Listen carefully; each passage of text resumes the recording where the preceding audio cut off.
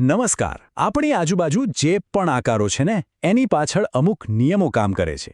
આજે આપણે એ જ નિયમોની મજેદાર દુનિયામાં જઈશું અને સમજીશું કે ભૂમિતિ ખરેખર કેટલી રસપ્રદ છે. ચાલો એક મસ્ત સવાલથી શરૂઆત કરીએ. સ્ક્રીન પર દેખાતા આ બધા આકારોને ધ્યાનથી જુઓ. શું લાગે છે આ બધામાં એવું તો શું છે જે કોમન હોય? જરા વિચારો, કારણ કે આનો જવાબ જ આપણી આખી સમજનો પાયો બનવાનો છે. તો આજે આપણે શું જોવાના છીએ? સૌથી પહેલા બહુકોણ એટલે શું એ સમજીશું. પછી આકારોને કેવી રીતે ગોઠવાય એ જોઈશું. એના પછી ચાર બાજુવાળા ખાસ આકારો એટલે કે ચતુષ્કોણને મળીશું. અને એમાં પણ સમાંતર બાજુ ચતુષ્કોણના અમુક રહસ્ય ખોલીશું. અને છેલ્લે આ બધું જ જ્ઞાન રિયલ લાઈફમાં ક્યાં કામ લાગે છે એ પણ જાણીશું. ચાલો ત્યારે શરૂ કરીએ આપણા પહેલા ટોપિકથી. બહુકોણ શું છે? કોઈ પણ આકાર બનાવવા માટેના જે બેઝિક નિયમો છે ને એના વિશે વાત કરીએ. જુઓ, બહુકોણની વ્યાખ્યા બહુ જ સિમ્પલ છે. બસ 3 વાતો યાદ રાખવાની. પહેલું, એ ફક્ત અને ફક્ત સીધી લીટીઓથી જ બનેલો હોવો જોઈએ, કોઈ વળાંક નહીં. બીજું, એ ચારે બાજુથી બંધ હોવો જોઈએ, ક્યાંયથી ખુલ્લો નહીં. અને ત્રીજું, એની લીટીઓ એકબીજાને ક્રોસ ન કરવી જોઈએ. બસ આટલું જ. અહીં જુઓ, એકદમ ક્લિયર થઈ જશે. ડાબી બાજુ જે ત્રિકોણ અને ચોરસ છે એ બધા નિયમો માને છે, એટલે એ બહુકોણ છે. હવે જમણી બાજુ જુઓ. પહેલો આકાર ખુલ્લો છે, ગયો. બીજામાં વળાંક છે, એ પણ ગયો.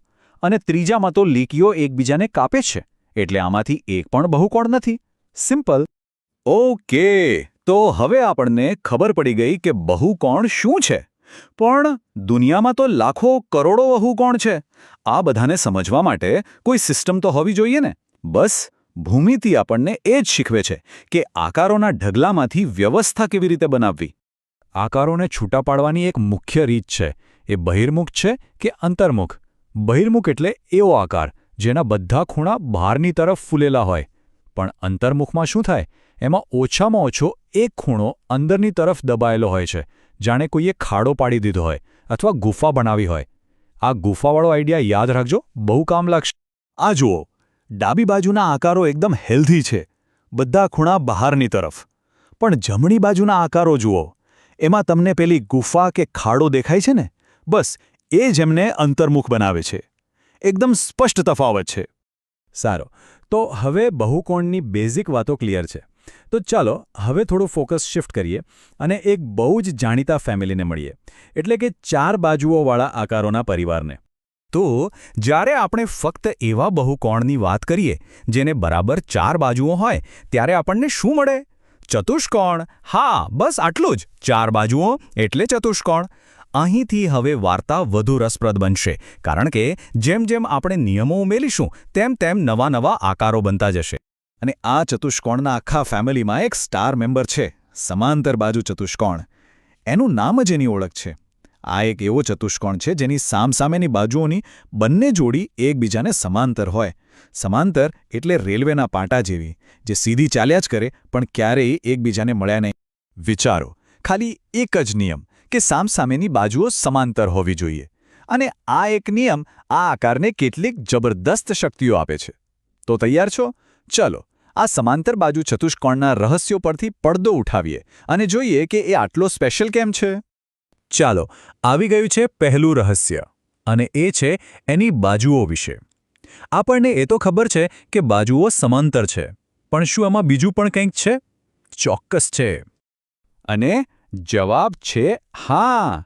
સમાંતર બાજુ ચતુષ્કોણની સામસામેની બાજુઓ ખાલી સમાંતર જ નથી હોતી, પણ એમની લંબાઈ પણ એકદમ સરખી હોય છે.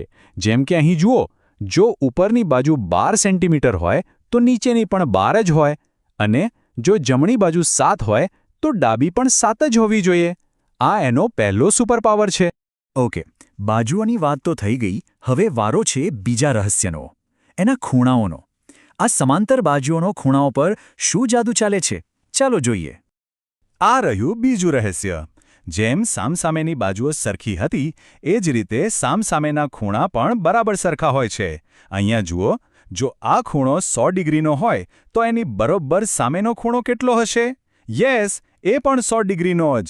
અને એ જ વાત બાકીના બે ખૂણાઓ પર પણ લાગુ પડે છે.